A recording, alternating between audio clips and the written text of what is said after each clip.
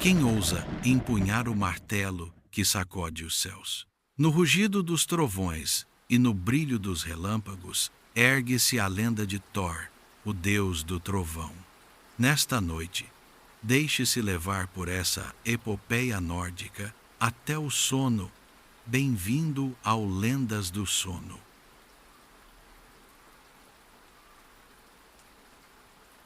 Capítulo 1. O Reino dos Deuses e dos Homens. Parte 1.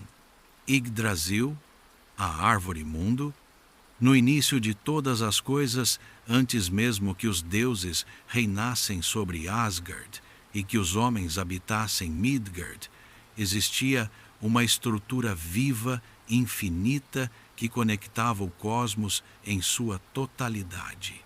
Yggdrasil, a Árvore Mundo. Sua silhueta imensa erguia-se no centro do universo. Suas raízes mergulhando nas profundezas mais obscuras, seus galhos elevando-se na luz dos céus e seu tronco atravessando todos os reinos. As sagas nórdicas descrevem Yggdrasil como um freixo colossal, eterno, cuja própria existência sustentava a dos 9 mundos. Ninguém poderia dizer quando foi plantada, nem que mão divina ou força primordial a fez surgir, mas todos sabiam que ela era o eixo do universo, o pilar central em torno do qual a realidade se organizava. Suas raízes eram 3, e cada uma mergulhava em um reino distinto, extraindo força e vitalidade de fontes sagradas. A primeira raiz se estendia até Asgard, o mundo dos deuses, onde corria a fonte de Urd, origem da sabedoria e do destino. Lá, as 3 Nornas, Urd, Verdandi e Skuld, teciam o fio do tempo, inscrevendo o passado, o presente e o futuro. A segunda raiz mergulhava no reino de Jotunheim, o mundo dos gigantes, onde fluía a fonte de Mimir, guardiã de um saber antigo e temível. A terceira raiz, por fim, afundava-se nas brumas geladas de Niflheim, onde se encontrava o poço de Hvergelmir, origem de todos os rios, onde o dragão Nidhöggr roía incessantemente a casca da árvore, ameaçando seu equilíbrio. Ao redor da Árvore Mundo, a vida fervilhava com seres estranhos e simbólicos. Em seus galhos corria um esquilo chamado Ratatoskr, mensageiro malicioso que levava as ofensas do dragão Nidhöggr ao topo da árvore, onde uma grande águia sem nome abria suas asas. Esse vai-vem incessante alimentava tensões e iras, lembrando que mesmo no coração do sagrado, as forças da discórdia encontravam seu lugar. Entre as raízes, serpentes rastejavam, roendo e fragilizando o solo, enquanto nos galhos superiores, cervos com chifres poderosos pastavam os brotos jovens. Yggdrasil, portanto, não era apenas um símbolo de vida. Representava também a fragilidade do equilíbrio cósmico. Cada criatura, cada deus, cada mortal, cada espírito tinha um papel nesse vasto ciclo. E se a árvore viesse a perecer, o mundo inteiro desmoronaria. Quando os povos do norte erguiam os olhos para as copas das florestas, quando escutavam o vento soprar entre os pinheiros e os freixos, ouviam o eco de Yggdrasil. Nas chamas das piras funerárias, no rugido das tempestades, no silêncio das neves, percebiam a vibração dessa árvore sagrada, que não era apenas um lugar, mas um vínculo. Os 9 mundos, conectados por seu tronco e seus galhos, formavam uma geografia mítica que os escaldos, os poetas nórdicos, gostavam de narrar. Asgard, morada dos Ases, os deuses da guerra e da realeza.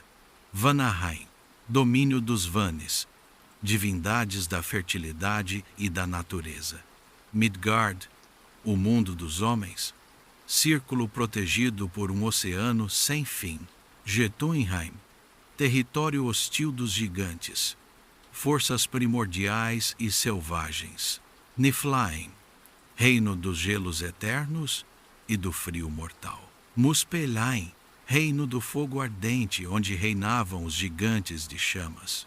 Alfheim, terra dos elfos luminosos, seres de uma beleza sobrenatural. Svartalfheim, ou Nidavellir, reino dos anões, mestres das forjas e dos metais. Helheim, reino dos mortos, sombrio e frio, governado por Hel, a filha de Loki. Esses mundos não eram separados por simples distâncias. Eram conectados por pontes, portais e, sobretudo, pela própria Yggdrasil, que servia como coluna vertebral do cosmos.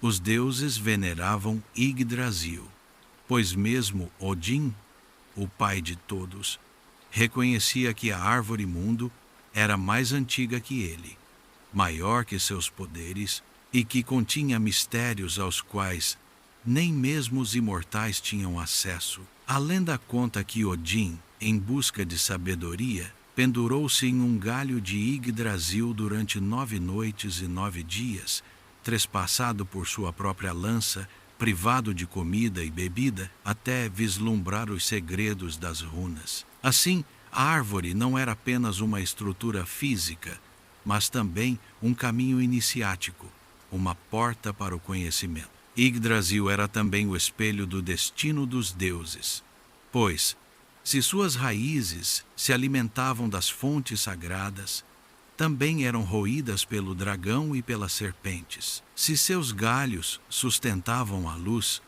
eram devorados pelos servos. A árvore, eterna em aparência, estava, no entanto, destinada a sofrer, e seu declínio anunciava o dos próprios deuses durante o Ragnarok. Mas, por ora, no equilíbrio instável do mundo antigo, Yggdrasil resistia. Seus galhos abrigavam a morada dos deuses, seu tronco protegia Midgard, e suas raízes conectavam os reinos obscuros. Os homens, ao erguerem os olhos ao céu, sabiam que viviam à sombra dessa árvore invisível, mas onipresente, e que cada sopro de vento, cada tempestade, cada aurora boreal era uma manifestação de sua vitalidade. A voz dos escaldos, transmitida de geração em geração nas longas casas enfumaçadas, repetia essa verdade. Tudo está conectado. O bem e o mal, a luz e as trevas, a vida e a morte, o destino dos homens e o dos deuses. Tudo dependia do pulsar da seiva na casca do freixo sagrado. Assim começa a história de Thor e dos deuses nórdicos. A sombra de Yggdrasil, onde o cosmos toma raiz, onde o destino dos 9 mundos se entrelaça e onde as forças primordiais se preparam para o confronto inevitável.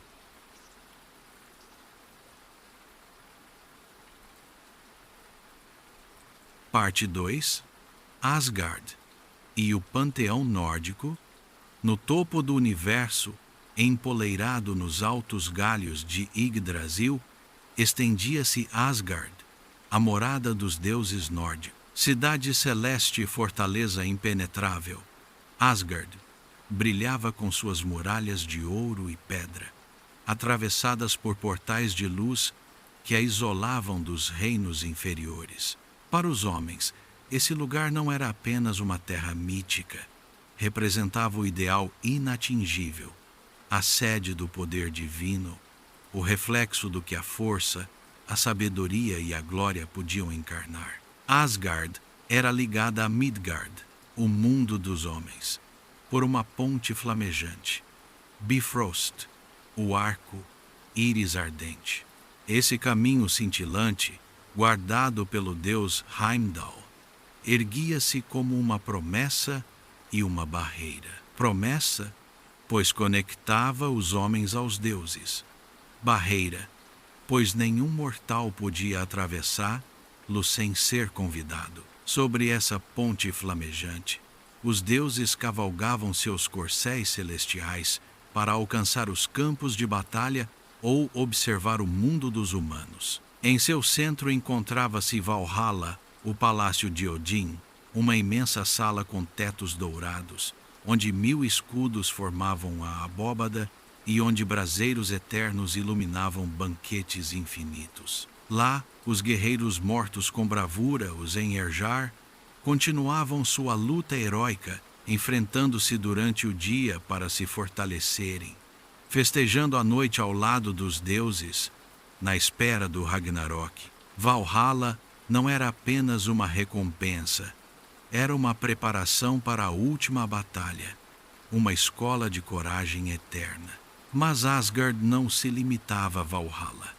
Outros palácios e moradas majestosas erguiam-se ali, cada um dedicado a uma divindade. Bilskirnir, a morada de Thor, vasta e sólida, com 540 aposentos, abrigando o deus do trovão e sua família. Folkvangr, os campos de Freyja, deusa do amor e da guerra, que também acolhia os guerreiros caídos em combate, compartilhando assim a glória de Odin. Gladsheim, sala de conselhos onde os deuses se reuniam para julgar, decidir e arbitrar conflitos. Breidablik, morada de Balder, o deus luminoso, símbolo de pureza e bondade. Cada palácio refletia a natureza de seu ocupante, e juntos formavam o coração pulsante do panteão nórdico. Os deuses de Asgard, chamados de Ases, encarnavam cada um aspecto da existência humana e cósmica. Não eram perfeitos, nem imutáveis. Suas paixões, suas iras, suas traições, os tornavam figuras ao mesmo tempo divinas e próximas dos homens. No topo reinava Odin, o pai de todos. Velho de barba grisalha, vestido com um manto escuro e um chapéu de abas largas, Odin tinha apenas um olho. Sacrificara o outro na fonte de Mimir para obter a sabedoria infinita. Em seu trono, Hridskjalf, ele podia observar os 9 mundos.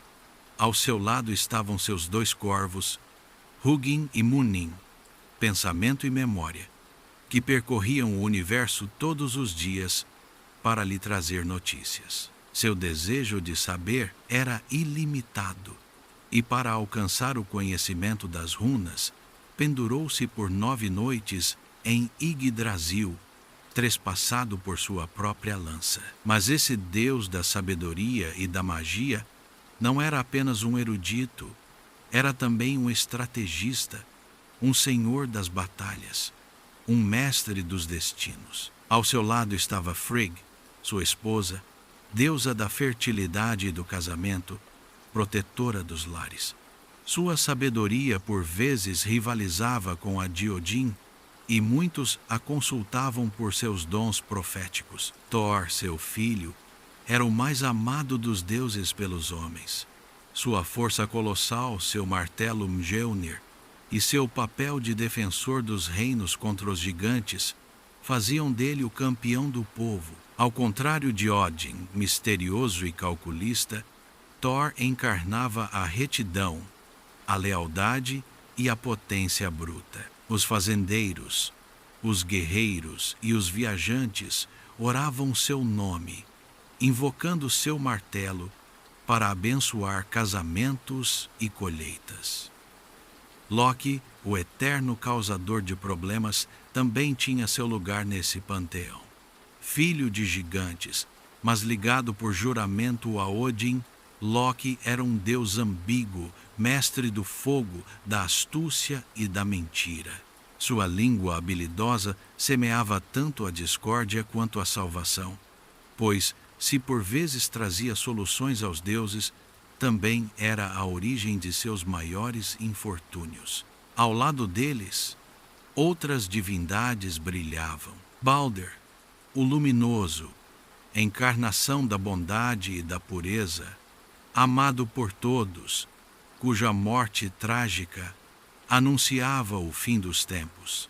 Heimdall, o guardião de Bifrost, cuja audição e visão atravessavam as trevas. Tyr, o deus da coragem e do sacrifício, que perdeu a mão ao acorrentar o lobo Fenrir. Freyja, deusa do amor, da beleza, mas também da guerra. Mestra do Seider, as magias antigas.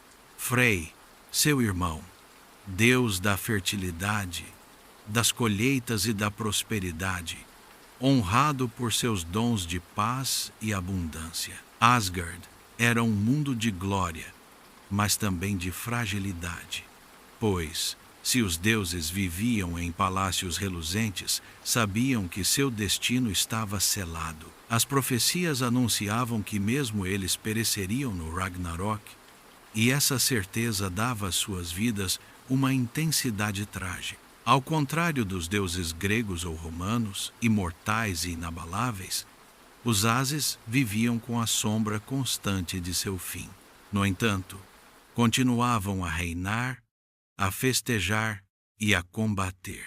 Julgavam os homens, inspiravam seus heróis, abençoavam seus campos e guiavam seus destinos. Formavam um espelho da humanidade, ambiciosos, corajosos, ciumentos, coléricos, apaixonados. Nas longas noites de inverno, ao redor dos fogos, os povos do norte narravam seus feitos não apenas para venerar, mas também para compreender sua própria condição. No coração de Asgard, os deuses se reuniam todos os dias perto do poço de Urd, sob a sombra de Yggdrasil.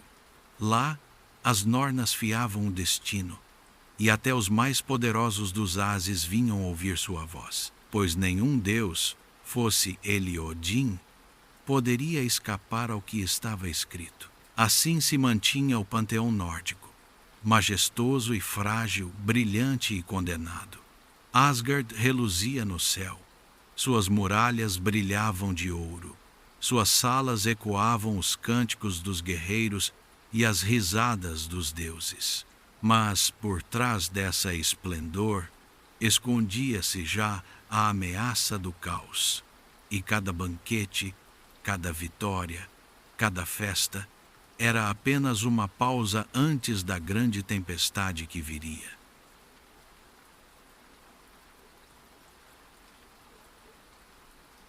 Parte 3. Midgard e os homens.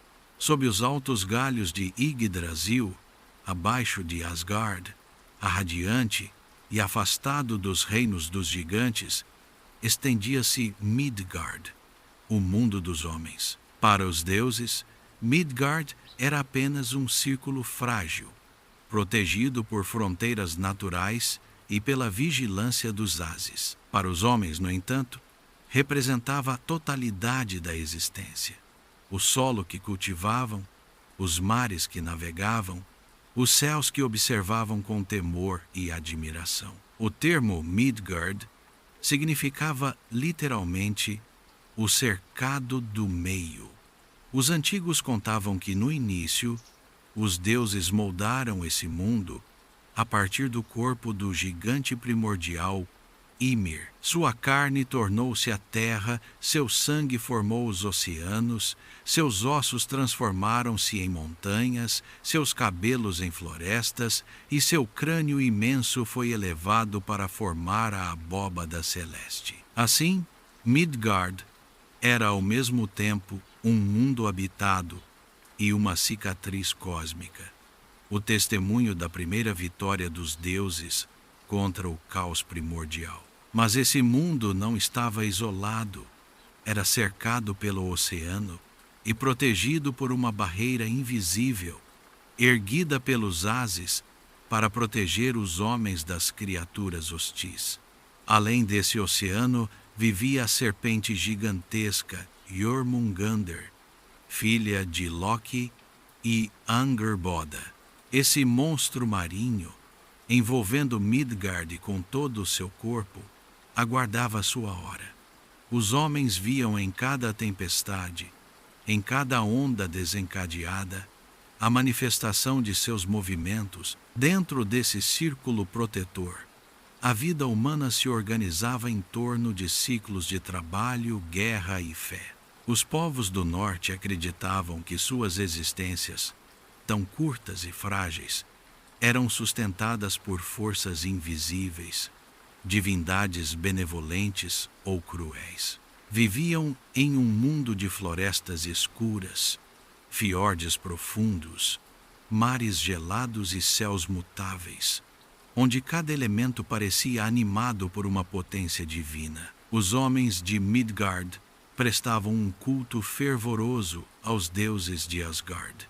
Thor, sobretudo, era o protetor que invocavam contra os gigantes e os espíritos malignos. Seus relâmpagos, rolando no céu, eram interpretados como o impacto de seu martelo Mjolnir, abatendo-se sobre seus inimigos. Nas aldeias, os fazendeiros às vezes gravavam o sinal do martelo em suas portas ou campos, para atrair fertilidade e afastar infortúnios. Odin, por sua vez, era honrado pelos reis e chefes de guerra que viam nele a encarnação da astúcia, da estratégia e do destino. Sacrifícios humanos, raros mas reais, eram por vezes oferecidos a ele antes de uma batalha, para que concedesse a vitória e acolhesse os guerreiros caídos em Valhalla. Freyja e Frey eram invocados para as colheitas, a fertilidade dos campos e a prosperidade dos lares. Hel, sombria soberana do reino dos mortos, inspirava um temor silencioso, pois muitos que não morriam no campo de batalha juntavam-se às suas planícies geladas. A vida religiosa de Midgard não se limitava às orações. Traduzia-se por rituais e festas sazonais, ritmando o ano. No solstício de inverno, os homens celebravam o Jol, festa do renascimento e dos ancestrais, da qual ainda deriva a palavra Yule. Na primavera, invocavam os Vanes para que os campos verdejassem. No outono, por vezes sacrificavam animais para agradecer aos deuses pelas colheitas. Cada ato da vida, casamento, nascimento, partida para a guerra, era acompanhado de oferendas e fórmulas rituais. Os escaldos, poetas e contadores de histórias desempenhavam um papel essencial. Nas grandes salas iluminadas pelas chamas dos fogos, recitavam as epopeias dos deuses e heróis. Sua palavra dava corpo aos relatos míticos, conectando os homens ao universo sagrado. As histórias de Odin, Thor, Loki e outras divindades não eram fábulas distantes. Serviam como modelos, advertências, espelhos. A relação entre Midgard e Asgard não era apenas religiosa. Os homens sabiam que por vezes eram atores no destino dos deuses, pois as profecias anunciavam que, durante o Ragnarok, os Einherjar, esses guerreiros escolhidos em Midgard, lutariam ao lado de Odin e Thor. Assim, cada batalha terrestre, cada duelo, cada sacrifício guerreiro se inscrevia em uma perspectiva cósmica, preparar a humanidade para apoiar os deuses em sua última luta. Mas Midgard permanecia um mundo vulnerável.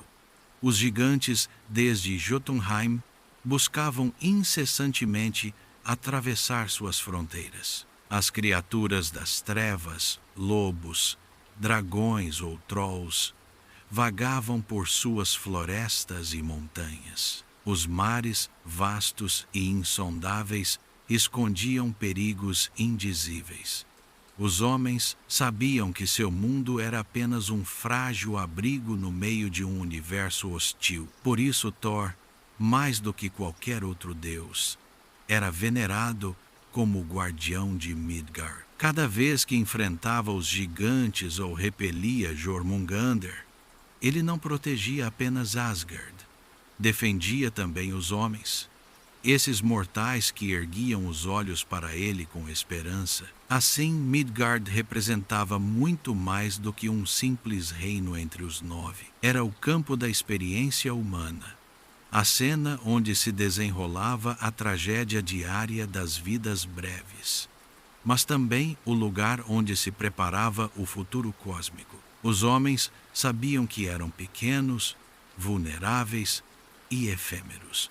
No entanto, sabiam que estavam ligados aos deuses pelo destino. No vento gelado que varria os fiordes, no rugido das tempestades, nas chamas das piras funerárias, percebiam a presença de Asgard e, em seus cânticos, seus rituais, seus sacrifícios, respondiam a esse chamado, mantendo vivo o vínculo entre Midgard e o mundo divino. Midgard e Asgard, 2 reinos separados, mas unidos por Bifrost, pelas orações, pelo destino. Entre eles, a humanidade vivia sua existência frágil, consciente de que cada passo, cada respiração, cada ato era apenas uma nota na vasta sinfonia do cosmos, cujo eixo era Yggdrasil e cujo protetor era Thor. Assim se concluía o primeiro capítulo desta história. Após a árvore mundo e o panteão dos deuses, eis Midgard, o domínio dos homens, frágil, mas indispensável, pois sem ele, mesmo os deuses não teriam encontrado eco para seus feitos.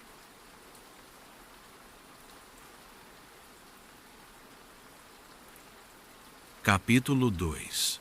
O Martelo do Trovão. Parte 1. Nascimento e juventude de Thor.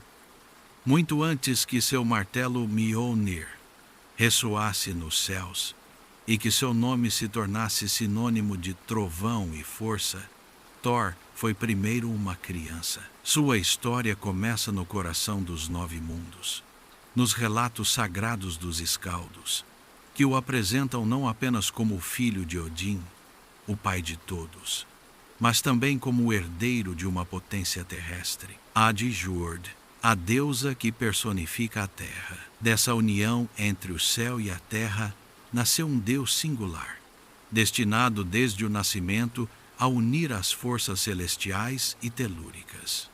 Thor carregava em si a energia bruta da natureza, ao mesmo tempo indomada e protetora. Onde Odin encarnava a sabedoria misteriosa e os segredos das runas, Thor representava a vitalidade, o vigor e o instinto. Nos relatos, conta-se que, desde a infância, Thor mostrou uma força fora do comum. Enquanto outras crianças divinas brincavam com pedras, ele já levantava rochas. Seu riso retumbante ecoando nas montanhas parecia anunciar as tempestades que viriam. Alguns diziam que nuvens se formavam acima dele quando brincava, como se os céus respondessem a seu temperamento ardente. Odin, embora ocupado com suas buscas por saber e suas responsabilidades como soberano, observava esse filho com atenção especial. Via nele o futuro de Asgard, a mão armada da divindade, o defensor que protegeria Midgard e os deuses dos gigantes ameaçadores. Pois Odin conhecia o peso das profecias. Sabia que um dia chegaria o Ragnarok e então a força de Thor seria indispensável. A infância de Thor foi marcada pelos ensinamentos de sua mãe Jord. Ela lhe transmitiu o respeito pela terra e seus ciclos. Mostrou-lhe que a chuva que cai nutre os campos, mas também pode inundar e destruir. Ensinou-lhe que o vento acaricia os trigos, mas pode também derrubar as florestas. Foi assim que Thor compreendeu muito cedo que deveria canalizar sua potência. Ela podia ser destrutiva, mas também deveria servir para proteger. Ao lado de Odin, ele aprendeu a disciplina, a guerra e o comando. Mas Thor não era um aluno dócil, impaciente, fogoso, preferia as provas físicas às meditações. As batalhas, as estratégias, onde seu pai buscava a astúcia e a previdência, Thor escolhia a ação direta. Já ali nascia uma tensão sutil entre eles. Odin encarnava a sabedoria, Thor a força. Dois polos complementares, mas por vezes opostos. Ainda muito jovem, Thor fez amizade com companheiros que se tornariam inseparáveis em suas aventuras. Sif, sua futura esposa, deusa de cabelos dourados, símbolo das colheitas e da fertilidade, e Loki, o deus astuto, filho de gigantes, cujas palavras e estratagemas o fascinavam tanto quanto o irritavam. Essa amizade estranha com Loki marcaria toda a sua vida, oscilando incessantemente entre fraternidade e traição. As sagas contam também que Thor gostava de percorrer montanhas e vales, não como um deus distante, mas misturando-se aos homens. Bebia em seus banquetes, ria de suas histórias, às vezes os ajudava a combater monstros ou a abençoar seus campos. Para os povos do norte, Thor não era um deus distante. Era próximo, familiar, o protetor que quase podiam sentir caminhando ao seu lado nas tempestades. Sua juventude foi também marcada pelas primeiras confrontações com os gigantes.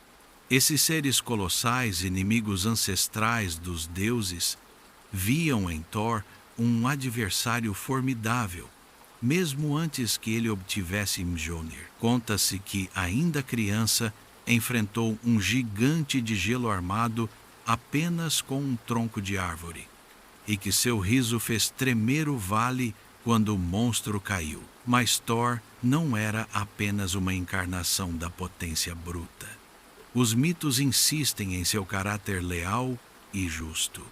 Ao contrário de outros deuses manipuladores, ele não buscava enganar ou dominar. Seu papel era claro: defender, proteger, golpear. Não hesitava em enfrentar o perigo de frente, mesmo quando a vitória parecia impossível. Essa retidão faria dele o deus mais amado pelos homens. Aos poucos, o jovem Thor forjou sua identidade. Não estava destinado a reinar como Odin, nem a seduzir como Frey, nem a intrigar como Loki. Seu domínio era a batalha, a defesa de Asgard e de Midgard. Mas para cumprir plenamente esse papel, faltava-lhe ainda uma arma digna dele. Os deuses sabiam que um dia os anões forjariam o martelo Mjolnir. Mas até lá, Thor tinha de se contentar com clavas, pedras e sua força bruta. Essa espera o tornava impaciente. Cada combate contra os gigantes reforçava sua convicção. Uma arma divina lhe era destinada, e sua hora chegaria. Enquanto isso, ele se exercitava incansavelmente, desafiando seus companheiros, levantando montanhas de pedras, atravessando rios gelados, sempre em busca de provas a superar.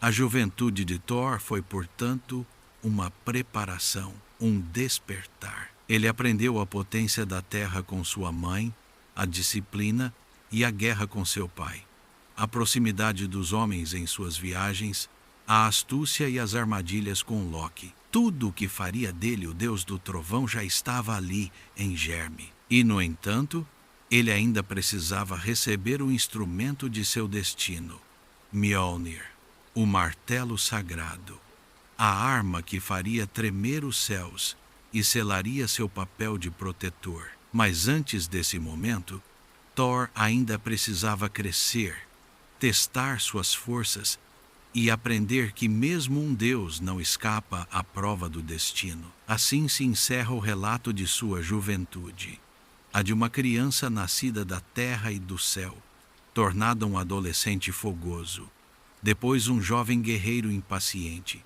já temido pelos gigantes e adorado pelos homens. Thor ainda não era o trovão personificado, mas já em seus passos ouvia-se o rugido das tempestades.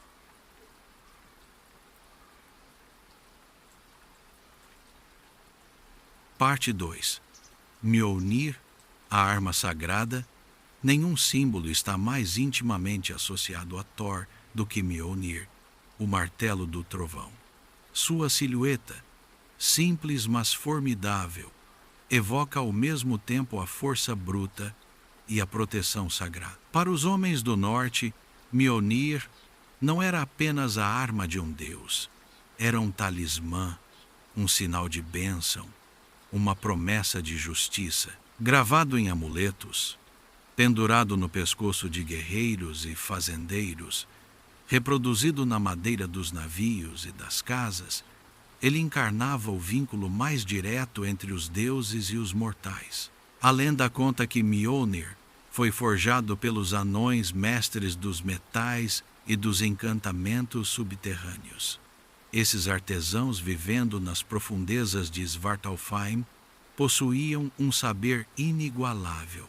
Foi Loki, mais uma vez, que provocou a criação do martelo.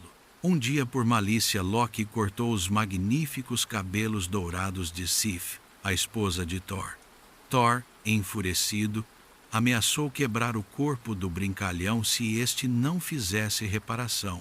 Para salvar sua pele, Loki desceu às forjas dos anões e pediu-lhes que criassem tesouros dignos dos deuses. Os filhos de Ivaldi forjaram então uma nova cabeleira de ouro para Sif, um navio mágico chamado Skidbladnir para Frey e uma lança inflexível para Odin. Mas Loki, fiel a seu caráter, quis ir além. Desafiou 2 outros anões, Brock e Sindri, a superarem essas maravilhas. Os anões aceitaram e acenderam sua forja. Enquanto trabalhavam, Loki tentou distraí-los, transformando-se em uma mosca e picando incessantemente Brock. Apesar disso, os anões produziram 3 tesouros: um anel de ouro que se multiplicava infinitamente, um javali com presas luminosas e, finalmente, um martelo. Esse martelo, chamado Mjolnir, deveria ser a arma mais poderosa já criada. No entanto, por causa de uma das picadas de Loki, a arma saiu com um cabo mais curto do que o previsto. Os anões ficaram contrariados, mas Thor viu nisso uma vantagem. Esse cabo compacto permitiria que manejasse a arma com uma só mão, com rapidez e potência. Assim nasceu Mjolnir, o martelo que se tornaria a extensão de Thor. Sua potência era incomparável. Podia esmagar montanhas e gigantes, invocar o relâmpago e retornar sempre à mão de seu mestre, independentemente do lançamento.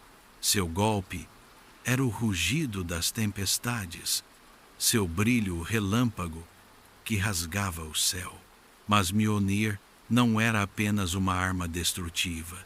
Tinha também uma dimensão sagrada e protetora. Com ele, Thor abençoava casamentos, consagrava nascimentos e protegia lares. O martelo servia para santificar, tanto quanto para aniquilar. Era o símbolo da fertilidade e da estabilidade, tanto quanto da guerra e do trovão. Os homens do norte frequentemente usavam amuletos em forma de martelo ao redor do pescoço, como outros povos usavam a cruz. Esses pingentes, encontrados às centenas em escavações arqueológicas, lembram que Mjolnir não era apenas um mito, era um sinal cotidiano, uma proteção tangível contra o caos e a morte. Thor, agora armado com Mjolnir, tornou-se invencível. Recebeu também um cinto mágico, Megingord, que dobrava sua força já colossal, e luvas de ferro necessárias para manejar o martelo. Com esses artefatos, ele encarnava a potência divina em sua forma mais pura. Cada vez que brandia Mjolnir, os céus se iluminavam.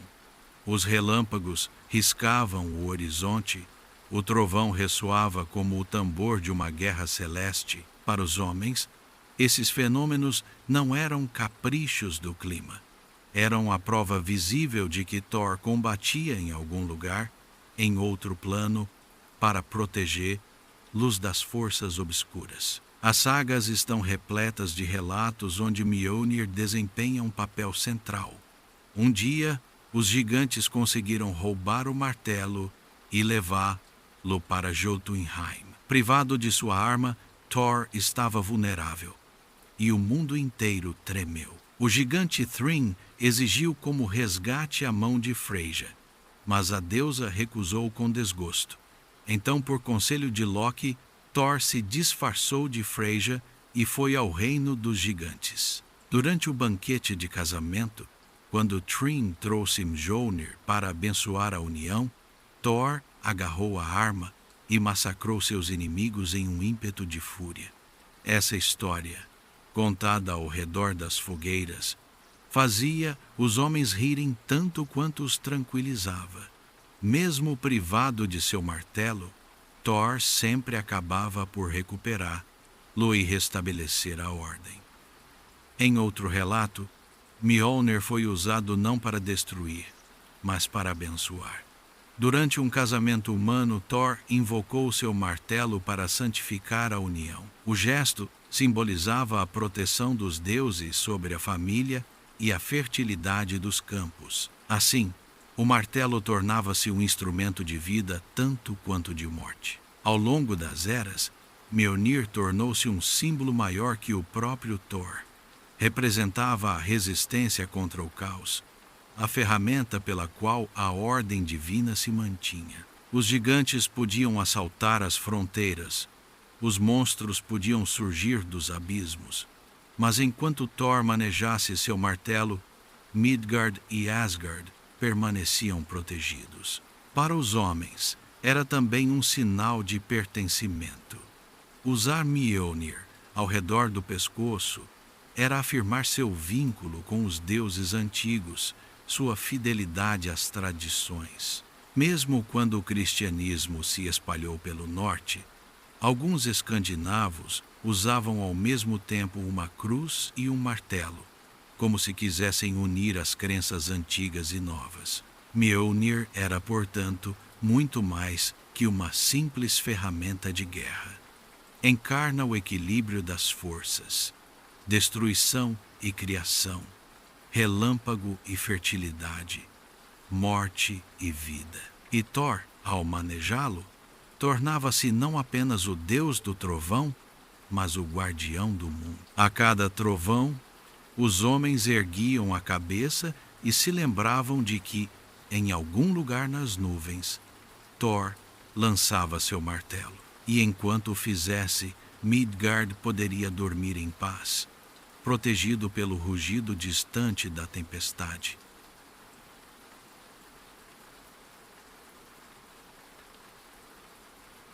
Parte 3. Thor, defensor de Asgard. Assim que recebeu seu martelo Mjolnir, Thor não foi mais apenas o filho de Odin e Jord. Tornou-se o baluarte de Asgard, o protetor de Midgard, o campeão dos deuses. Sua força, já colossal, unia-se à potência sobrenatural de sua arma, e seu nome ressoava como uma promessa de segurança nos 9 mundos. Os inimigos dos deuses, os gigantes, sempre cobiçaram Asgard. De Jotunheim, seus exércitos ameaçavam as fronteiras do cosmos. Suas iras faziam tremer as montanhas. Odin, por sua astúcia e pactos, por vezes conseguia contê-los. Mas quando as negociações falhavam, quando a astúcia não era suficiente, era Thor que chamavam. O deus do trovão encarnava a força direta, a potência sem rodeios. Onde outros deuses hesitavam ou conspiravam, Thor golpeava. Seu martelo fendia os crânios dos gigantes. Seus relâmpagos incendiavam os céus, e sua voz ressoava como um furacão. Cada vez que aparecia no campo de batalha, os deuses sabiam que o equilíbrio seria restaurado. Conta-se que ele cavalgava seu carro puxado por 2 bodes, Tangrisnir e Tangnjost, cujos cascos golpeavam as nuvens e faziam jorrar o relâmpago. Quando atravessava o céu, os homens viam os relâmpagos se iluminarem e ouviam o rugido de suas rodas. Para os mortais, esses fenômenos não eram simples tempestades. Eram os sinais visíveis da presença de Thor, combatendo ao longe para proteger seu mundo. Sua missão principal era defender as fronteiras do cosmos, pois Asgard, tão radiante e esplêndida, estava constantemente ameaçada pelas forças do caos. Os gigantes de gelo, filhos dos primeiros abismos, buscavam invadir os reinos. Os gigantes de fogo, liderados por Surt, aguardavam em Muspelheim o momento de avançar sobre Yggdrasil. Thor, por suas viagens e batalhas, impedia essas potências de se precipitarem cedo demais. As sagas nórdicas estão cheias de histórias onde Thor enfrenta esses inimigos. Uma das mais famosas é a de seu combate contra o gigante Hrungnir. Esse colosso de pedra ousou desafiar os deuses e penetrou em Asgard. Odin, mestre da astúcia, aceitou hospedá-lo durante um banquete, mas sabia que apenas Thor poderia abatê-lo. O duelo foi terrível. Hrungnir, armado com uma pesada mó, fazia a terra tremer, mas Thor, brandindo Mjolnir, esmagou seu crânio em 1000 pedaços, salvando assim os deuses de uma ameaça que poderia tê-los aniquilado. Em outro relato, Thor foi ao reino dos gigantes, acompanhado de Loki e de 2 servos humanos, Thjalfi e Hroskva. Lá enfrentou uma série de provas impostas pelo rei Utgard-Loki. Pediram-lhe que esvaziasse um chifre imenso, levantasse um gato gigantesco e lutasse contra uma velha invencível. Thor falhou em cada desafio, mas soube depois que tudo não passava de ilusão. O chifre continha o oceano inteiro. O gato era nada menos que Jormungandr, e a velha encarnava a velhice em si. Mesmo no fracasso, Thor realizou feitos sobre-humanos, provando ainda sua força incomparável. Mas o papel de Thor não se limitava à guerra. Como defensor de Asgard e de Midgard, ele também zelava pela ordem sagrada do mundo. Com Mjolnir, consagrava casamentos, abençoava colheitas e protegia lares. O martelo golpeava os inimigos, mas também tocava a terra para lhe dar fertilidade. Para os homens, Thor representava essa dupla faceta: a fúria destrutiva no campo de batalha e a mão protetora na vida cotidiana. Por isso, nas campanhas escandinavas, as pessoas invocavam Thor para afastar tempestades muito violentas, para proteger seus campos contra o granizo ou para santificar suas casas. Seu papel de defensor ia muito além das muralhas de Asgard. Abrangia toda a existência dos mortais. Sua relação com os outros deuses também refletia esse papel de guardião. Odin, o pai, via nele o braço armado de sua vontade, aquele que realizava o que a sabedoria sozinha não podia alcançar. Loki, astuto e instável, encontrava em Thor seu oposto. Onde ele fazia truques, Thor restabelecia o equilíbrio pela força. Freyja e os Vannis sabiam que sem Thor, seus campos, suas colheitas e seus templos teriam sido devastados pelos gigantes. Thor era, portanto, indispensável ao equilíbrio dos deuses. Sem ele, Asgard teria sido vulnerável. Sem ele, Midgard teria sucumbido aos assaltos das forças obscuras. Sua força não era apenas um dom, era um dever. No entanto, apesar de seu papel de campeão, Thor não buscava glória pessoal. Ao contrário de Odin, ávido por saber e poder, Thor não aspirava a dominar os outros deuses. Era um servo da ordem, uma força a serviço da comunidade divina e humana. Essa humildade contribuiu para sua imensa popularidade entre os homens. Onde outros deuses podiam parecer distantes, misteriosos ou assustadores, Thor aparecia como um protetor fiel, sempre pronto a lutar por eles. Os homens do norte sabiam que Thor não podia deter o destino. Sabiam que no Ragnarok ele enfrentaria Jormungandr, a serpente imundo, e que cairia, envenenado por seu veneno, mas também sabiam que ele não recuaria. Até o último instante, ele protegeria Asgard, Midgard e a Ordem dos Mu. E é talvez nisso que reside a verdadeira essência de Thor. Não um Deus invencível, mas um Deus pronto a se sacrificar, a lutar incansavelmente, mesmo contra um desfecho inevitável. Nele, os homens encontravam sua própria condição, frágeis diante do destino, mas capazes de coragem, lealdade e luta até o fim. Assim se mantinha Thor, defensor de Asgard, guardião de Midgard, protetor dos homens. Cada relâmpago, cada trovão lembrava sua presença, e enquanto sua voz rugisse nos céus, os povos podiam acreditar que a ordem ainda resistia e que os deuses velavam.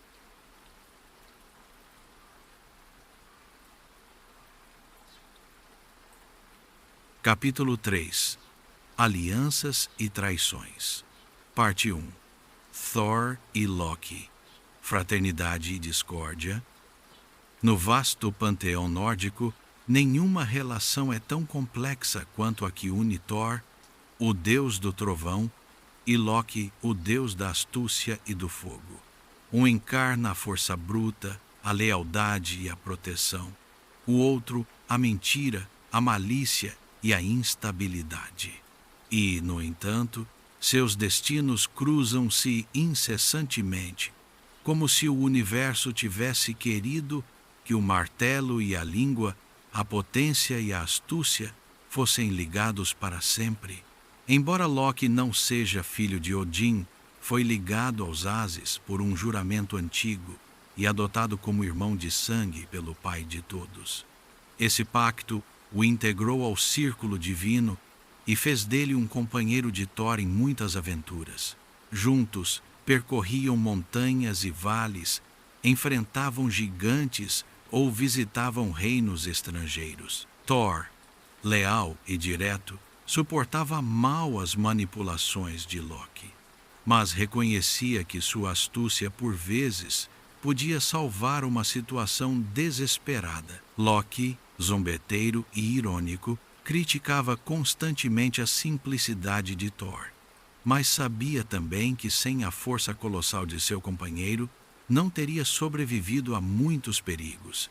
Sua relação era um equilíbrio frágil, oscilando incessantemente entre cumplicidade e rivalidade. Os relatos dos escaldos contam que essa aliança improvável foi destacada no dia em que Thor perdeu Mjolnir. Ao amanhecer, o deus do trovão acordou e descobriu que seu martelo havia desaparecido. Sem essa arma, Asgard e Midgard ficavam sem defesa contra os gigantes. Loki se ofereceu para encontrar a arma, usando suas artimanhas e disfarces. Descobriu que o martelo fora roubado pelo gigante Thrym, que exigia como resgate a mão de Freyja. A deusa recusou com indignação. Thor queria marchar imediatamente para a batalha, mas Loki entendeu que a força sozinha não seria suficiente. Imaginou um estratagema audacioso. Thor se disfarçaria de Freyja, velado da cabeça aos pés, e ele próprio desempenharia o papel de criada. A viagem até o reino dos gigantes foi uma prova. Thor fervia de raiva sob seus trajes femininos, enquanto Loki, divertido, zombava de seu ar feroz. Durante o banquete, Thor devorou quartos de boi e esvaziou tonéis inteiros de cerveja, suscitando o espanto dos anfitriões. Loki, hábil com as palavras, explicava que a noiva não comia há dias, tamanha era sua ansiedade pelas núpcias. Quando Thrym trouxe Mjolnir para abençoar a união, Thor agarrou a arma e massacrou os gigantes em um fragor de trovão. Assim, a força e a astúcia, unidas apesar de si, salvaram mais uma vez Asgard. Esse relato, repetido centenas de vezes nos lares nórdicos, ilustra perfeitamente sua dualidade. Thor aporta a potência, Loki a astúcia, juntos conseguem realizar o que nenhum dos dois poderia fazer sozinho, mas por trás dessa complementaridade havia sempre uma desconfiança latente.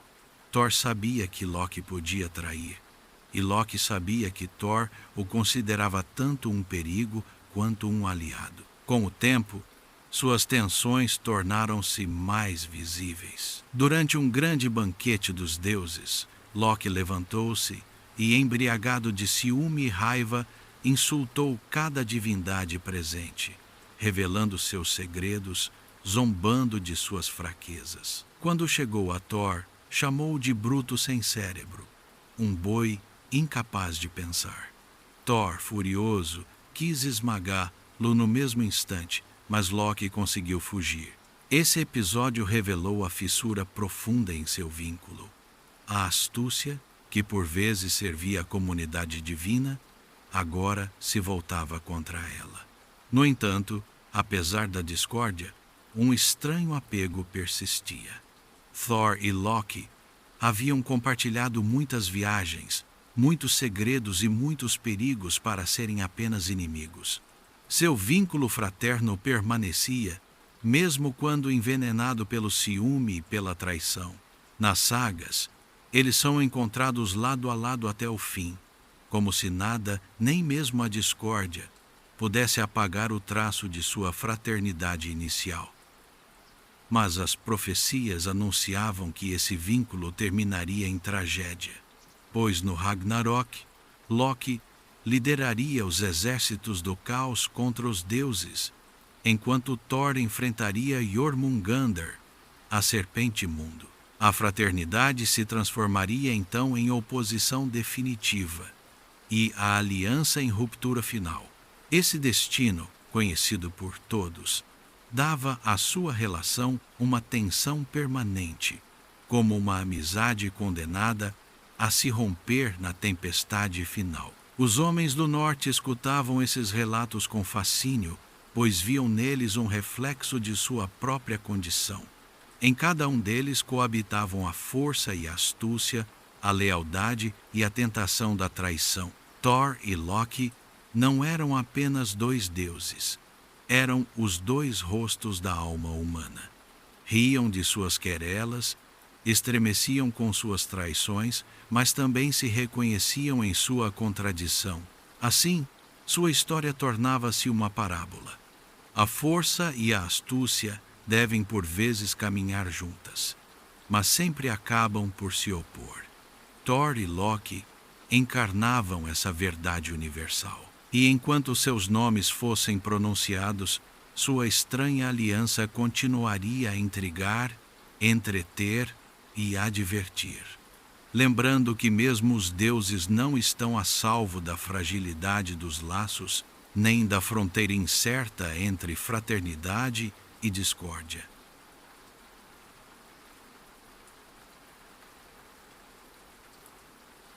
Parte 2.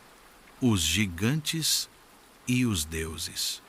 Desde o amanhecer dos tempos, a história dos deuses nórdicos não pode ser contada sem a dos gigantes.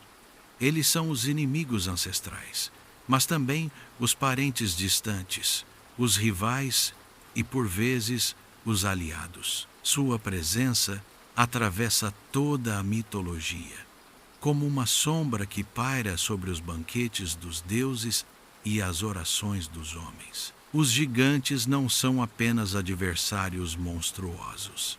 São as forças primordiais da natureza, o gelo e o fogo, a montanha e a tempestade, o oceano e a noite. Sem eles, não haveria luta, nem equilíbrio, nem destino. Os relatos mais antigos lembram que mesmo o universo foi moldado a partir do corpo de um gigante, Ymir, o ser primordial nascido do choque entre o gelo de Niflheim e o fogo de Muspelheim, foi abatido por Odin e seus irmãos. Seu sangue tornou-se o mar, sua carne a terra, seus ossos as montanhas e seu crânio o céu. Desde o início, os deuses construíram seu mundo sobre os despojos de um gigante. Mas essa vitória inicial não pôs fim ao conflito. Ao contrário, selou um ódio eterno.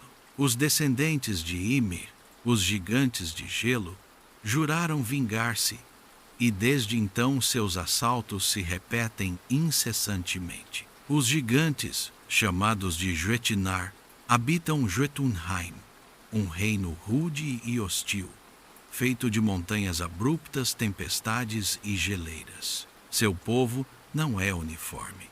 Alguns são colossais e brutais, outros são sábios e portadores de segredos antigos. Não são todos malignos, mas encarnam forças que os deuses devem constantemente conter.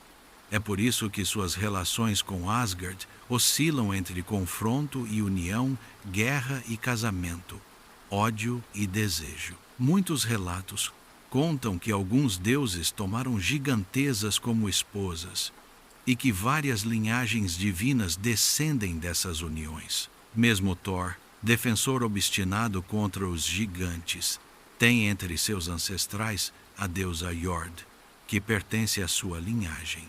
O próprio Loki é filho de gigantes, embora tenha sido aceito entre os Ases. Assim, a hostilidade não impede os laços de sangue, e o cosmos nórdico reflete esse paradoxo. O inimigo absoluto é também um parente. As sagas narram batalhas épicas, onde Thor enfrenta os gigantes de gelo. Cada um de seus golpes de martelo destrói montanhas. Cada relâmpago foldroa exércitos inteiros. No entanto, essas vitórias nunca são definitivas. Para cada gigante caído, outro surge. Para cada fortaleza destruída, outra se ergue nas brumas de Jotunheim. Essa luta incessante simboliza o eterno combate entre a ordem e o caos. Combate que só pode terminar no Ragnarok. Mas os gigantes não são apenas adversários violentos. Eles também possuem tesouros e saberes. O próprio Odin foi até Mimir, guardião da sabedoria, para beber de sua fonte e obter uma visão mais ampla do mundo. Outros deuses percorreram as terras dos gigantes em busca de armas, runas ou artefatos mágicos. Mesmo quando combatiam os Jotnar, os Ases reconheciam que seu poder era necessário, que seu saber era antigo e precioso. Um relato famoso destaca essa ambiguidade. Um dia, os deuses decidiram construir uma fortaleza ao redor de Asgard, para se protegerem das ameaças vindas de Jotunheim. Um construtor misterioso se apresentou e propôs erguer muralhas invencíveis em tempo recorde. Em troca, exigiu a mão de Freyja, além do sol e da lua. Os deuses hesitaram, mas Loki, por astúcia, os convenceu a aceitar, certo de que o gigante falharia. Mas este, ajudado por um cavalo prodigioso, avançava tão rápido que o acordo corria o risco de ser cumprido. Os deuses voltaram-se então para Loki para reparar seu erro. Ele se transformou em uma égua, desviou o cavalo do construtor e este, traído, revelou sua verdadeira natureza de gigante. Thor o abateu com seu martelo. Assim, os deuses obtiveram suas muralhas, mas ao preço de uma traição, e dessa astúcia nasceu Sleipnir, o cavalo de 8 patas de Odin, fruto estranho da união de Loki com o animal desviado. Esse relato mostra o quanto os gigantes são ao mesmo tempo indispensáveis e ameaçadores, ligados aos deuses por intrigas tão complexas quanto violentas. Para os homens do norte, Os gigantes representavam o perigo constante que pesa sobre o mundo. Em cada tempestade, em cada avalanche, em cada onda desencadeada, viam a sombra do Jötnar. Mas essas mesmas forças também traziam fertilidade e vida. As chuvas, fruto dos combates celestiais, nutriam os campos.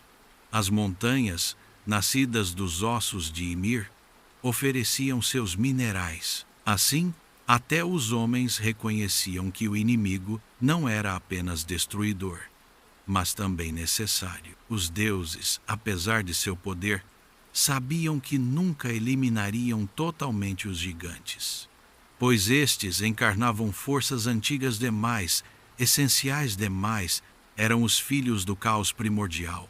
E enquanto o mundo existisse, sua presença seria inevitável. O equilíbrio cósmico repousava sobre essa luta sem fim. E, no entanto, as profecias anunciavam que chegaria um dia em que os gigantes cruzariam definitivamente as fronteiras. No Ragnarok, Surd e suas chamas devastarão o mundo, enquanto os gigantes de gelo esmagarão os muros de Asgard. Nesse dia, Thor e os deuses se erguerão uma última vez contra seus inimigos ancestrais. Será o confronto final, a conclusão de um ódio tão velho quanto o universo. Nas longas casas do norte, os homens escutavam esses relatos com uma mistura de medo e admiração. Sabiam que suas próprias vidas eram semelhantes.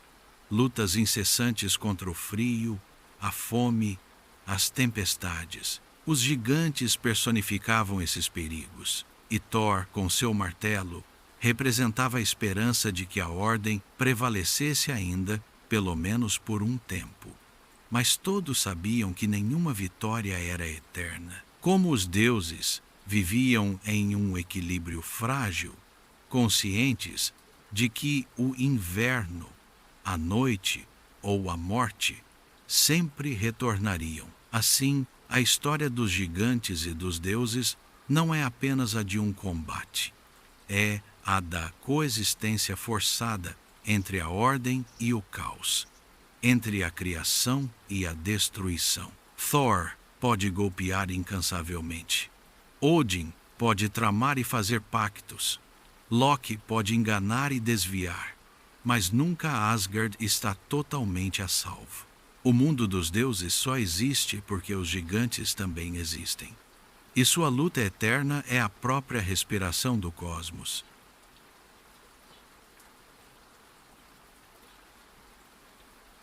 Parte 3. A morte de Baldur. Entre todos os deuses de Asgard, nenhum era tão amado quanto Baldur, o filho de Odin e Frigg. Dizia-se dele que era a luz encarnada, a pureza e a bondade feitas carne.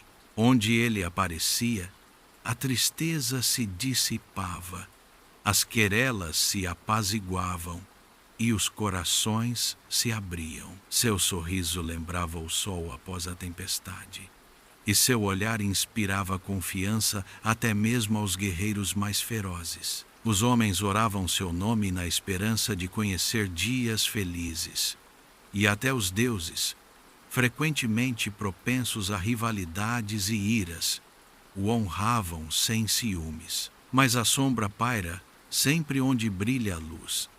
Um dia, Baldur começou a ter sonhos estranhos, visões sombrias que perturbavam seu sono. Ele via sua própria morte, cercada de lágrimas e desolação. Os deuses, preocupados, reuniram-se ao seu redor e compreenderam que esses sonhos não eram meros devaneios. Nos 9 mundos, as visões dos deuses sempre anunciam um destino. Frigg, sua mãe, aterrorizada com a ideia de perder seu filho, decidiu agir. Ela percorreu então os mundos, indo de reino em reino, implorando a cada ser, cada elemento, que jurasse nunca causar mal a Baldur. As pedras, o ferro, o fogo, a água, os animais, as plantas, todos prestaram juramento. Frigg voltou a Asgard com a certeza de ter selado a vida de seu filho em uma proteção absoluta. Mas, em sua pressa, negligenciou uma planta tão frágil e insignificante que não lhe deu atenção. O visco. Tranquilizados, os deuses começaram a brincar com essa nova invulnerabilidade. Na grande planície de Asgard, divertiam-se lançando pedras, flechas e armas contra Balder. Tudo ricocheteava, deslizava ou se quebrava sem jamais atingi-lo. Balder ria, e os deuses riam com ele, maravilhados ao ver seu irmão intocável. Mas entre os espectadores, Loki observava, e em seus olhos brilhava o ciúme. Loki, o perturbador, não suportava essa perfeição. Balder encarnava o que ele nunca seria. Amado, luminoso, puro, sua astúcia entrou em ação. Disfarçado de velha, foi encontrar Frigg e a interrogou sobre a proteção de seu filho. Em sua confiança, a deusa revelou que apenas o visco não havia jurado. Imediatamente, Loki foi cortar um ramo dessa madeira frágil e fez com ela uma flecha. No dia seguinte, os deuses continuavam seus jogos ao redor de Balder. Entre eles estava Höder, seu irmão cego, que permanecia à parte, incapaz de participar. Loki aproximou-se dele e, fingindo benevolência, colocou a flecha de visco em sua mão, guiando seu braço. Atire, disse-lhe, e você participará da festa como os outros. Höder, confiante, obedeceu. A flecha voou, cravou-se no peito de Balder, e o deus luminoso desabou, trespassado pela única arma capaz de feri-lo. O silêncio caiu sobre Asgard. As risadas se extinguiram, substituídas por gritos de pavor. Balder jazia no chão, e sua luz apagou-se como um sol velado pela noite. Os deuses ficaram paralisados, incapazes de acreditar no que viam. Então, lágrimas correram, e a planície inteira ressoou com seu desespero. A morte de Balder foi um cataclismo. Nenhum deus havia caído assim no coração de Asgard, sob os olhos de todos. Frigg, devastada, implorou a Odin e aos outros que tentassem tudo para trazer seu filho de volta. Então, Hermod, mensageiro rápido e corajoso, desceu até Helen, o reino dos mortos, para suplicar a Hel, a soberana dos infernos, que libertasse Balder. Hel aceitou sob uma condição: que cada ser vivo nos 9 mundos chorasse a morte de Balder. Se todos vertessem uma lágrima, ela o devolveria. Os deuses enviaram então seus mensageiros por toda parte. E de fato, homens, mulheres, animais, pedras e árvores, todos choraram a perda de Balder. Mas quando chegaram a uma gigante chamada Tok, ela recusou. Declarou secamente que não choraria, pois Balder nunca lhe trouxe alegria. Essa única voz, glacial e impassível, destruiu a esperança. Alguns dizem que Tok não era outra senão Loki, disfarçado mais uma vez para consumar sua perfídia. Assim, Balder permaneceu prisioneiro de Helheim. A dor dos deuses transformou-se em raiva. Capturaram Loki, amarrando-o a uma rocha nas entranhas da terra, com uma serpente cujo veneno pingava em seu rosto. Mas a punição, por mais severa que fosse, não aliviou sua pena. O vazio deixado por Balder era imenso, pois sua luz era a da esperança. Sua morte não era apenas uma perda, era um sinal. O começo do fim. As profecias anunciavam há muito que a queda de Balder marcaria o início do Ragnarok, pois sem ele a luz enfraquecia. E os deuses sabiam que a sombra avançava. O próprio Odin, que tanto sacrificara pela sabedoria, compreendeu que o destino era inevitável. Os filhos de Balder, Heder e Vali se ergueriam um dia para vingar seu irmão, mas nada poderia reverter o curso do tempo. Para os homens do norte, essa história ressoava com uma intensidade particular. Lembrava-lhes que mesmo os mais puros, mesmo os mais amados, não estão a salvo do destino. Mostrava-lhes que o ciúme e a traição podem destruir o que a força e a sabedoria acreditavam proteger. A morte de Balder era o espelho de sua própria condição. A beleza e a alegria são frágeis, sempre ameaçadas pela inveja e pela sombra. Nas longas noites invernais, contava-se essa tragédia em silêncio, as chamas dos fogos projetando sombras vacilantes. Os ouvintes sabiam que esse relato não era apenas uma história divina, mas uma verdade universal. A luz não dura para sempre, e mesmo no coração do esplendor, a morte pode atacar. Assim, a queda de Balder marcou um ponto de virada. Não era mais apenas uma rivalidade entre deuses e gigantes, uma luta pelo equilíbrio do cosmos. Era agora uma tragédia íntima, uma ferida no coração de Asgard. E nessa ferida anunciava-se o fragor por vir, quando os deuses, privados de seu filho luminoso, marchariam para seu destino final.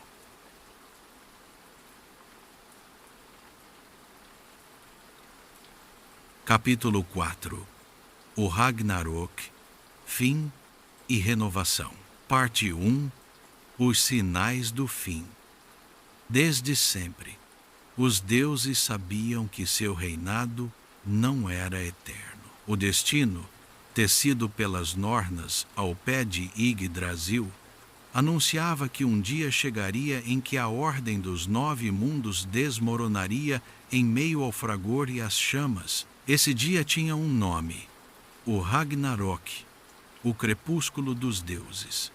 E já, muito antes que a última batalha eclodisse, sinais apareceram, semeando o pavor no coração dos deuses e dos homens. A morte de Balder foi o primeiro e mais terrível presságio.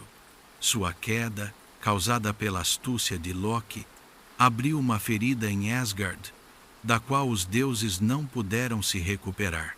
Com ele desaparecia a luz, a inocência e a esperança. Se até Balder, o ser mais puro, podia perecer, então nada nem ninguém estava a salvo. A profecia afirmava que sua morte anunciava a vinda do Ragnarok, e desde esse dia, cada evento funesto foi interpretado como um passo rumo ao fim. Os poetas falavam então do Fimbulvet, o grande inverno. 3 invernos se abateriam sobre Midgard, sem que nenhum verão os interrompesse. O frio seria tão intenso que os rios congelariam até suas profundezas. Os campos permaneceriam estéreis e o sol desapareceria por trás de um véu cinzento. A neve cairia sem fim e os ventos uivantes cobririam as terras. A fome e o desespero se instalariam entre os homens, e então eles se voltariam uns contra os outros. Irmãos matariam seus irmãos, pais seus filhos, e nenhum lar seria poupado pela discórdia. Mas não era apenas o mundo dos homens que tremia. A própria Yggdrasil começou a gemer sob o assalto de forças invisíveis. Suas raízes, roídas desde sempre pelo dragão Nidhöggr, enfraqueciam-se ainda mais. Estalidos ressoavam em seu tronco, como se a árvore mundo pressentisse seu fim.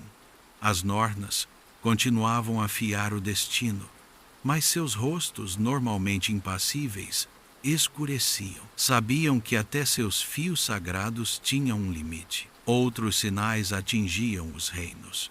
No céu, os lobos Skoll e Hati, que perseguiam desde o amanhecer do mundo o sol e a lua, aproximavam-se de suas presas. Os antigos contavam que no dia em que as devorassem, as trevas cobririam o universo inteiro. Já se dizia que seus dentes brilhavam com um fulgor mais vivo, que suas corridas se aceleravam. Ao longe, nas planícies de Jotunheim, os gigantes se preparavam.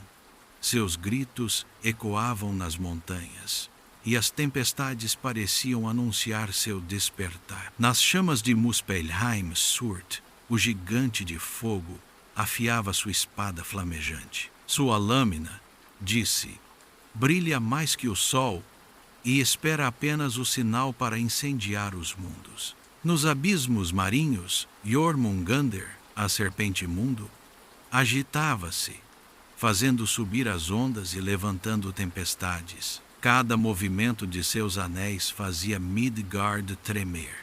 Os marinheiros, presos em tempestades súbitas, acreditavam ouvir seu sopro no vento e ver seus olhos brilhando sob as águas. Nas colinas de ferro, o lobo Fenrir, acorrentado pela astúcia dos deuses, crescia apesar de suas amarras. Seus laços mágicos se esticavam e se fendiam, incapazes de conter para sempre sua fúria. Sua boca escancarada se abria cada vez mais, tão vasta que podia engolir o céu e a terra. Mesmo os deuses, que sacrificaram Tyr para acorrentá-lo, sabiam que chegaria o dia em que Fenrir se libertaria. Os homens, por sua vez, também sentiam a aproximação do fim. As auroras boreais, que sempre viram como véus luminosos das valquírias cruzando o céu, assumiam agora tons inquietantes, vermelhos como sangue. Os eclipses, raros e aterrorizantes, eram percebidos como mordidas dos lobos celestiais no astro do dia. As tempestades se intensificavam, as colheitas falhavam, e por toda parte murmurava-se que o tempo do crepúsculo se aproximava. Mesmo em Asgard, os deuses perdiam sua confiança.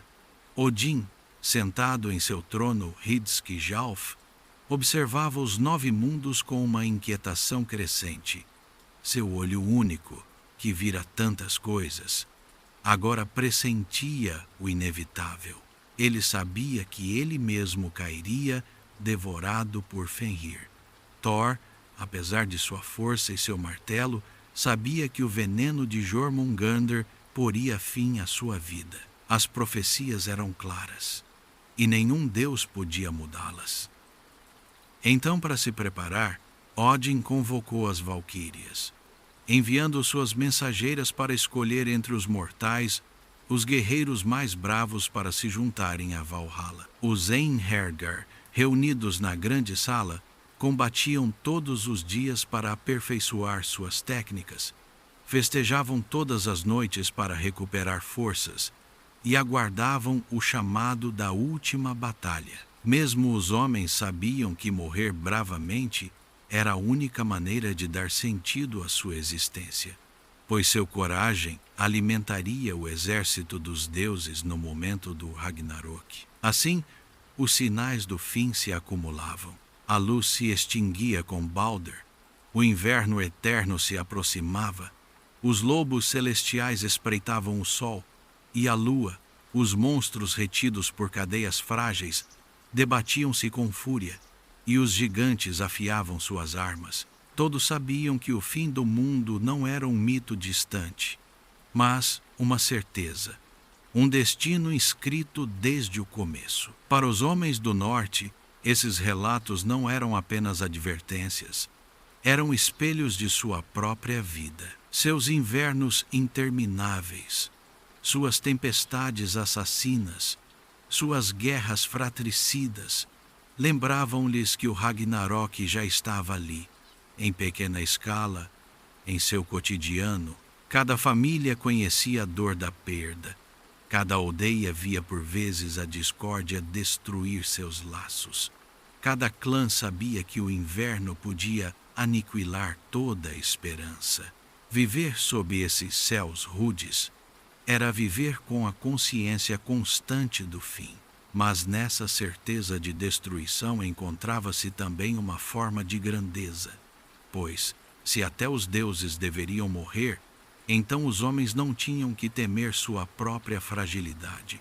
O fim não era uma vergonha, mas parte da ordem cósmica. A coragem consistia não em evitá-lo, mas em enfrentá-lo. Assim, os sinais do fim não mergulhavam apenas os deuses e os homens no medo. Chamavam-nos à preparação, à honra e à dignidade. Pois, quando chegasse o crepúsculo, apenas aqueles que tivessem vivido com bravura poderiam enfrentar as chamas e as trevas sem tremer.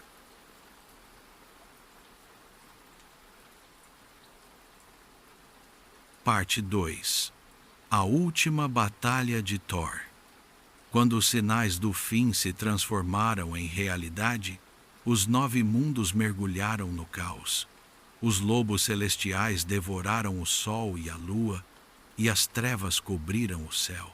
Yggdrasil tremeu até suas raízes, seus galhos gemendo sob o peso das maldições. O Fimbulvetre, o inverno sem fim, abatera-se, e já os exércitos dos gigantes cruzavam as fronteiras. Ao longe, no mar desencadeado, Jormungandr, a serpente mundo, ergueu-se finalmente, libertando seu corpo imenso que cercava Midgard.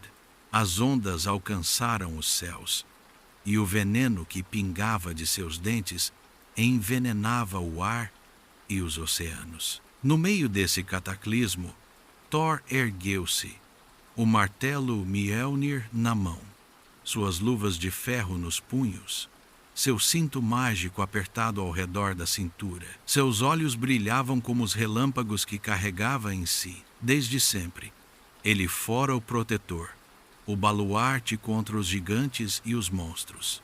Mas dessa vez, sabia que o combate não terminaria com um retorno triunfal a Asgard.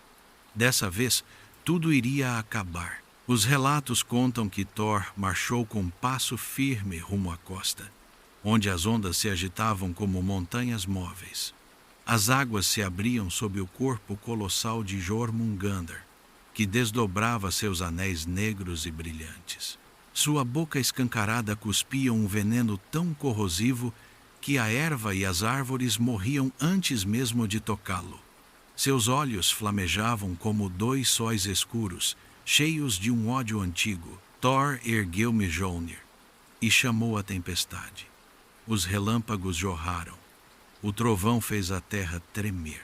Seu carro, puxado por seus bodes mágicos, fendeu as nuvens, mas logo ele pôs os pés no solo encharcado, decidido a enfrentar seu inimigo sem intermediários. Esse duelo estava inscrito no destino desde o amanhecer do mundo, e nenhum nem outro podia escapar. O choque foi titânico. Thor lançou seu martelo com uma força tal que as montanhas se partiram ao impacto. Mjolnir atingiu as escamas de Jormungandr e projetou relâmpagos que iluminaram todo o céu. A serpente rugiu, seus anéis esmagando as ondas e seus dentes abateram-se sobre a terra. O veneno espalhou-se no ar, queimando a erva, envenenando a atmosfera. Os guerreiros de Midgard que observavam de longe sufocavam, incapazes de se aproximar do combate. Thor, apesar do cinto que dobrava sua força, vacilava sob o assalto do monstro. Mas sua determinação não fraquejou. Lançou Mjolnir novamente. E novamente, cada golpe despedaçando o oceano, cada relâmpago trespassando os céus. O mundo inteiro tremia ao ritmo de seu confronto. Finalmente, em um último ímpeto, Thor avançou até a boca escancarada de Jormungandr. A serpente abriu suas mandíbulas, pronta para engolir o deus do trovão. Mas Thor brandiu Mjolnir e golpeou com toda a sua potência.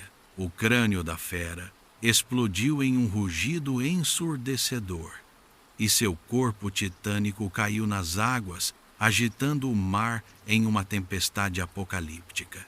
Jormungandr, o inimigo eterno, a serpente que envolvia Midgard desde a criação, fora abatida mas a vitória foi amarga. Thor deu apenas 9 passos para trás, antes que o veneno da serpente penetrasse suas veias. O veneno negro e ardente espalhou-se por seu corpo. Sua respiração tornou-se pesada. Suas pernas tremeram. No entanto, ele não gritou. Ergueu-se, orgulhoso e digno, e olhou uma última vez para o céu rasgado pela tempestade. Os escaldos contam que, mesmo ao cair, ele permaneceu de pé por alguns instantes, ainda segurando Mjolnir, como se o mundo devesse ver que o Deus do trovão não se curvava, nem mesmo diante da morte. Então desabou, fulminado não pela espada de um inimigo, mas pelo próprio destino. A queda de Thor ressoou em todos os reinos. Os deuses compreenderam que seu maior protetor cumprira seu último dever. Os homens, em suas aldeias, sentiram o trovão se apagar, e uma profunda tristeza os acometeu, pois, enquanto Thor vivia, sabiam que estavam protegidos. Sua morte significava que mesmo o baluarte mais sólido podia cair. Mas nesse sacrifício havia também uma lição. Thor sabia que o combate era perdido de antemão, que o veneno da serpente o levaria, acontecesse o que acontecesse. Mesmo assim, não recuou, golpeou, venceu e caiu apenas após cumprir o que o destino exigia dele. Sua morte não foi uma derrota, mas uma vitória trágica, um testemunho de coragem que sobreviveria ao fim dos mundos. Nos poemas antigos, disse que o próprio céu chorou sua queda. O relâmpago tornou-se mais raro, o trovão mais distante, como se a natureza inteira tivesse perdido sua voz. Mas também se acrescentava que, após o Ragnarok, um novo mundo renasceria, e que os filhos de Thor herdariam seu martelo. Então seu sacrifício não seria em vão, mas uma semente para o futuro. Assim terminou a última batalha de Thor, o confronto inscrito nas estrelas desde a origem. Seu nome, ressoando como o trovão, continuou a habitar a memória dos homens muito depois que os deuses desapareceram. E em cada tempestade, em cada relâmpago que ainda hoje fende o céu do norte, alguns dizem que se pode ouvir o eco de seu martelo, lembrando que mesmo diante da morte, Thor permaneceu fiel a seu papel de defensor até seu último suspiro.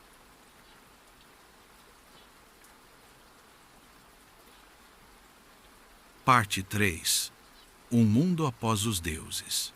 Quando a batalha do Ragnarok chegou ao fim, restaram apenas ruínas, chamas e silêncio. Os exércitos dos deuses e dos gigantes haviam se entredilacerado, e os cadáveres dos monstros jaziam nas planícies engolidas pelas águas. Asgard, outrora resplandecente, não era mais que uma lembrança consumida. Os palácios dourados haviam desmoronado.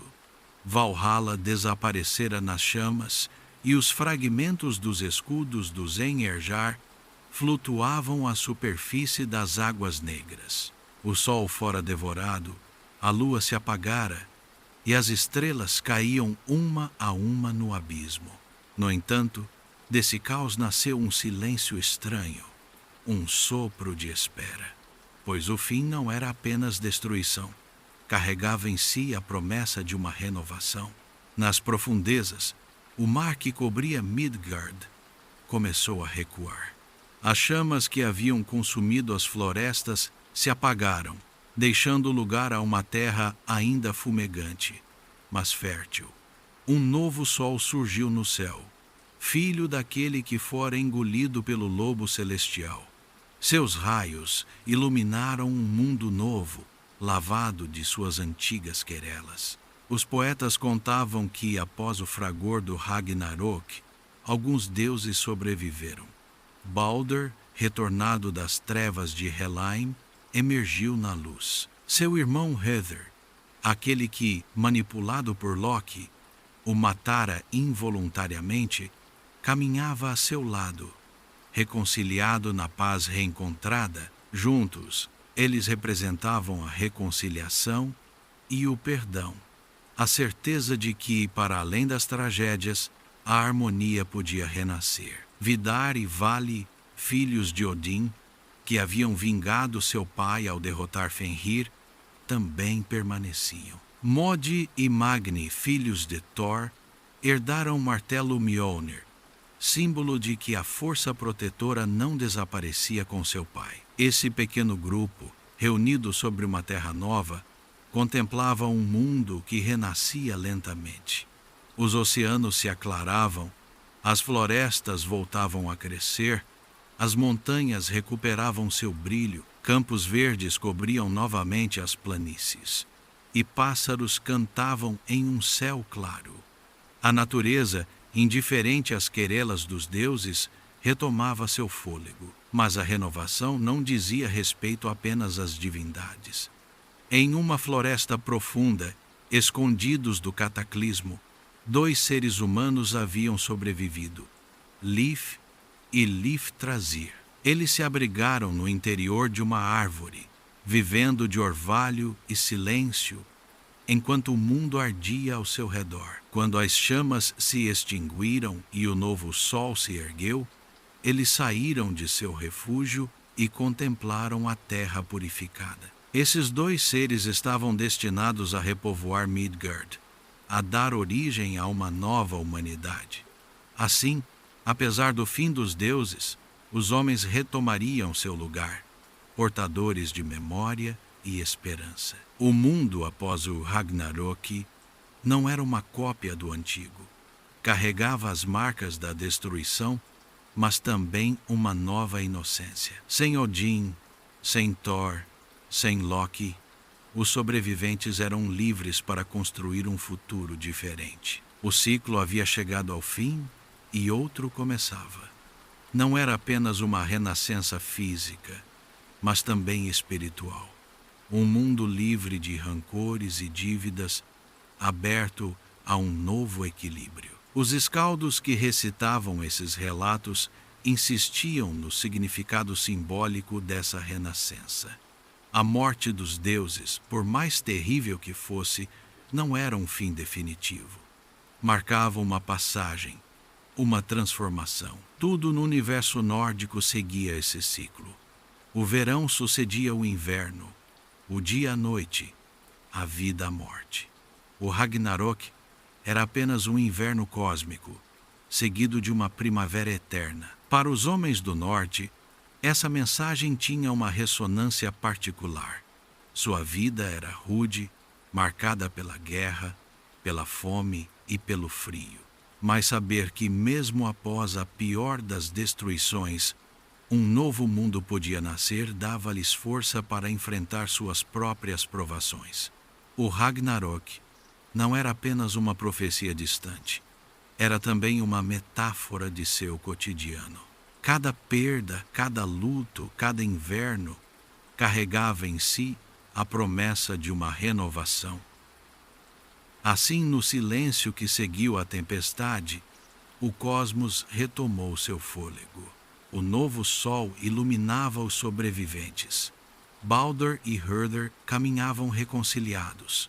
Modi e Magni brandiam Mjolnir, Vidar e Vali encarnavam a justiça e a vingança apaziguada, e Lif e Liftrazir sonhavam com uma nova humanidade.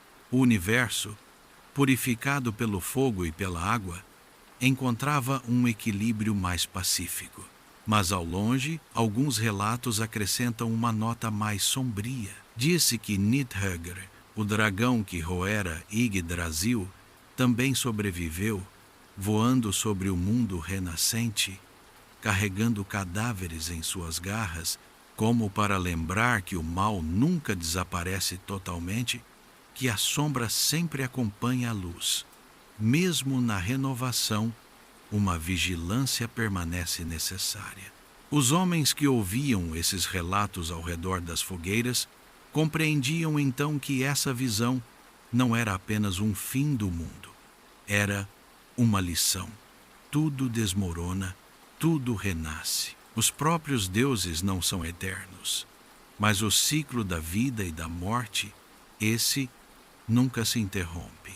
O Ragnarok não era apenas a história de uma queda, mas a de uma continuidade, de uma resiliência cósmica. Assim se conclui a história de Thor e dos deuses nórdicos. Ela começa com a árvore mundo, Yggdrasil, eleva-se com os feitos dos deuses, obscurece-se com as traições e os presságios, incendeia-se na batalha final e se apazigua, por fim, no nascimento de um mundo novo.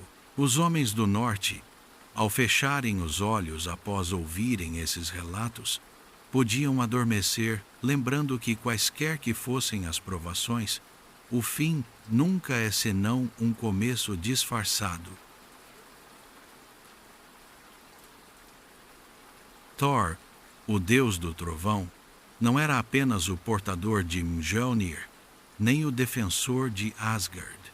Era o baluarte dos homens, o protetor de Midgard, aquele cuja força ressoava em cada tempestade. Sua queda durante o Ragnarok não foi uma derrota, foi a prova suprema de sua coragem, pois, mesmo sabendo que morreria pelo veneno de Jormungandr, ele se ergueu sem hesitar e abateu a serpente imundo antes de tombar. Nessa morte reside toda a grandeza de Thor. Não um deus invencível, mas um guerreiro fiel ao seu papel até o último suspiro. Os homens viam nele o exemplo perfeito: enfrentar a tempestade, defender os seus, aceitar o destino sem se curvar. Muito após o desaparecimento dos deuses, seu nome sobreviveu nos cânticos, nos amuletos e nas memórias. Dizia-se que cada trovão recordava seu martelo, cada relâmpago sua luz. Assim, mesmo em um mundo novo, Thor permanecia presente, como uma voz vinda dos céus. Sua herança não era apenas a de um deus da guerra, mas a de um guardião. Ele encarnava a força que protege, a lealdade que não fraqueja, a coragem que não recua, e enquanto os homens ouvirem o rugido das tempestades, lembrar-se-ão dele, Thor, o defensor eterno.